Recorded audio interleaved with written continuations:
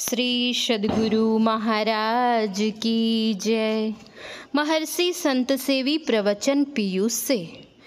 काम क्रोध मद लोभ निवारो। एक लड़का था, वह एक साधु बाबा के आश्रम पर बराबर जाता था। होते होते सयाना हो गया और एक दिन विवाह भी हो गया। विवाह के बाद कई दिनों तक वह बाबा जी के पास नहीं गया। कुछ दिनों के बाद जब वह साधु बाबा के पास गया तो उन्होंने पूछा, अरे कहाँ तो तुम रोज आते थे, इधर एक सप्ताह से गायब हो गए, बात क्या है? उसने उत्तर दिया, बाबा मेरा विवाह हो गया, इसी कारण से मैं नहीं आया। उन्होंने कहा, विवाह हो गया तो क्या हुआ? लड़के ने कहा, बाबा क्या करूं, मेरे बिना वह रह नहीं सकती है, मुझ पर जान देती है। थोड़ी देर के लिए यदि नज़र से ओझल हो जाता हूँ तो मेरे बिना छटपटाने लगती है, मुझे छोड़ना ही नहीं चाहती है। साधु बाबा ने कहा, बेटा ये सब कोई बात नहीं है, सब स्वार्थ की बात है।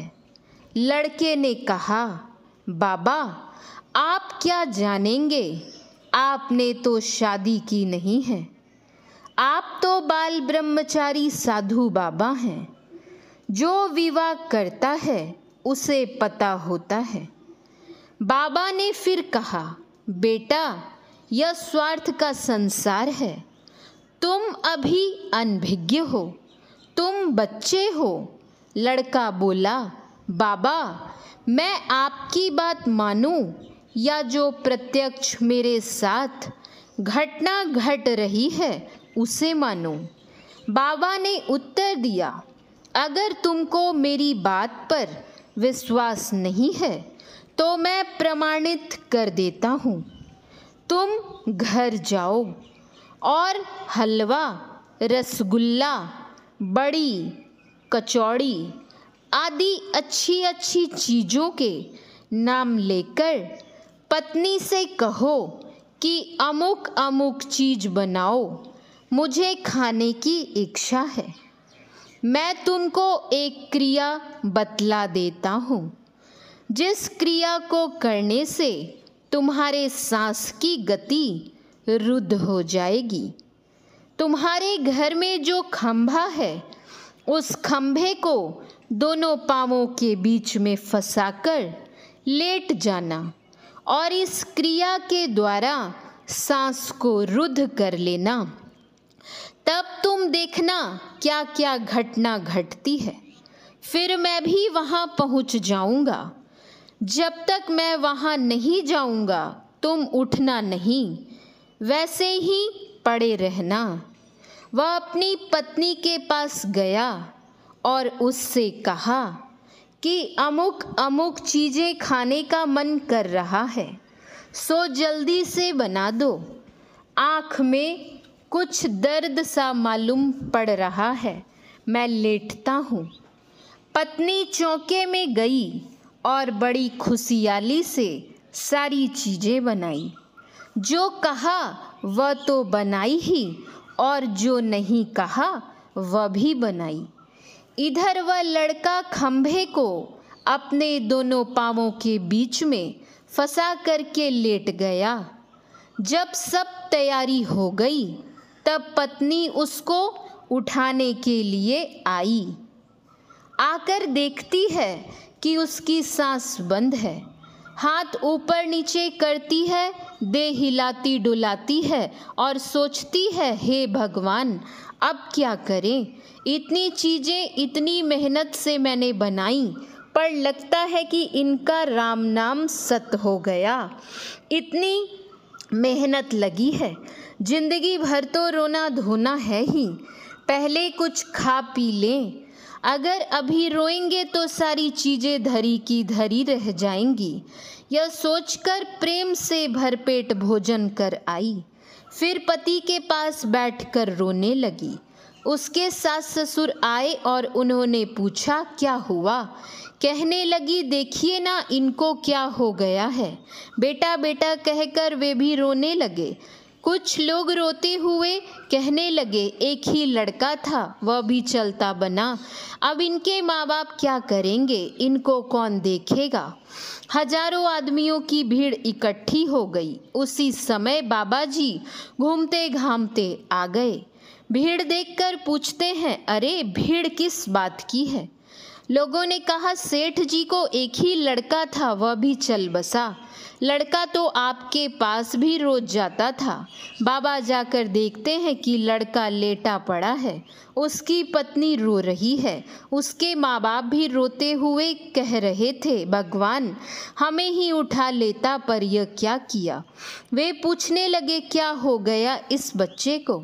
उसकी पत्नी ने कहा देखिए ना बाबा, आपके पास से आया ही था और कहने लगा कि अमुक अमुक चीज़ें बना दो मैं खाऊंगा। सारी चीज़ें बनी रह गईं, उन पर मक्खियाँ भिन भिना रही हैं, पर खाने वाला ही नहीं रहा। बाबा जी ने कहा अब क्या करोगे, इसे ले जाओ और दफना दो। घर के लोगों ने कहा दफनाना तो है ही, लेकिन इसके पैरों के बीच खंभा है, खंभा तोड़ना तो ठीक नहीं होगा।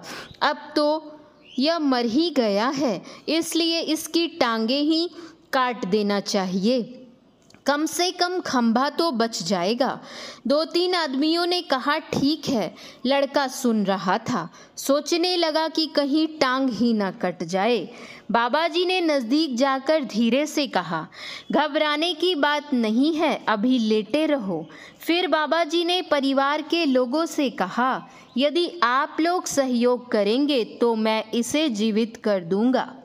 लड़के के पिता ने उत्तर दिया यह हमें जान से प्यारा है, आप जो कहेंगे हम सब उपाय करेंगे, आप किसी तरह इसे जीवित करिए। बाबा जी ने एक गिलास जल मंगाया और अपने झोले से एक पुड़िया निकालकर वे बोले इसमें एक जड़ी का पाउडर है, इसे मैं इस जल में घोलता हूँ। कोई व्यक्ति जो इस लड़के का अपना है इसे पिएगा तो उसका शरीर छूट जाएगा, पर यह लड़का जीवित हो उठेगा, इसे कौन पिएगा। सभी एक दूसरे का मुंह देखते रहे, पर कोई उसे पीने को तैयार नहीं हुआ। बाबा ने उसकी स्त्री से कहा तुमको तो यह जान से भी बढ़कर प्यारा था, तुम ही पी लो। उसने उत्तर दिया जब इसे पीकर मैं ही जीवित नहीं रहूंगी तो इनके जीने से मुझे क्या लाभ होगा। उसने अपनी सास से कहा कि माँ जी आप पी लीजिए। इस पर उस लड़के के पिता ने अपनी पत्नी से कहा नहीं तुम मत पियो, तुम जीवित रहोगी तो लड़का फिर हो जाएगा।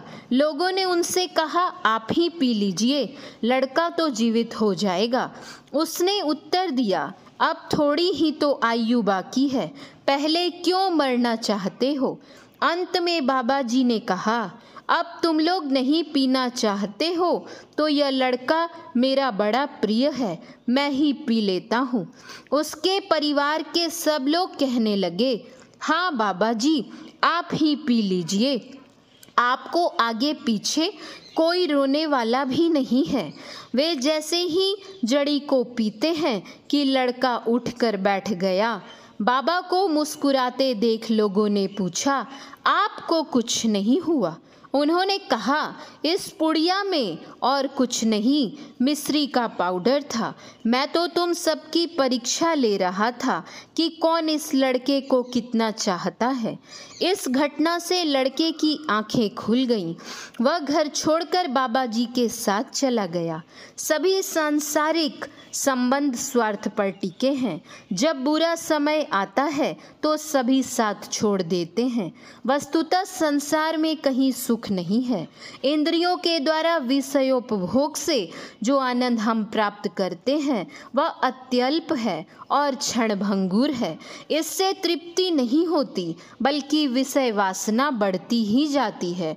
ठीक उसी प्रकार जैसे अग्नि की ज्वाला हवन पदार्थ से बढ़ती जाती है।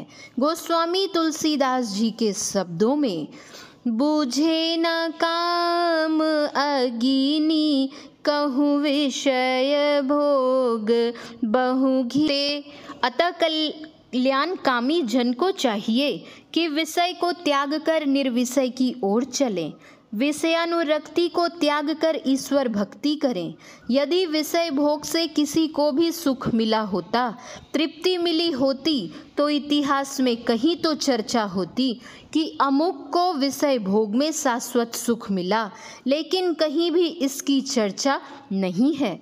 इसलिए गोस्वामी तुलसीदास जी को कहना पड़ा, राम कृपा नासहि सब रोगा, जो एहि भांति बने संयोगा। सद्गुरु वेद बचन विश्वासा, संयम न यह विषय के आसा। रघुपति भगति संजीवन मूरी, अनुपान श्रद्धामति पूरी। एहि विधि भले ही सो रोग न साही, नाही तजतन कोटि नहीं जाही। तात्पर्य यह कि भवरोग से ग्रसित जीव सद्गुरु वैद्य से राम भक्ति संजीवनी बूटी प्राप्त कर श्रद्धा युक्त होकर सेवन करेगा और विषयासक्ति रूप को पथ्य नहीं करेगा, तब वह भवरोगों से मुक्त हो जाएगा। पंच पापों से बचते हुए भगवत भक्ति की विधिवत विधि जानकर मनोयोग पूर्वक साधन करे। वास्तविक सुख इसी में है। श्री सद्गुरु महाराज की जय।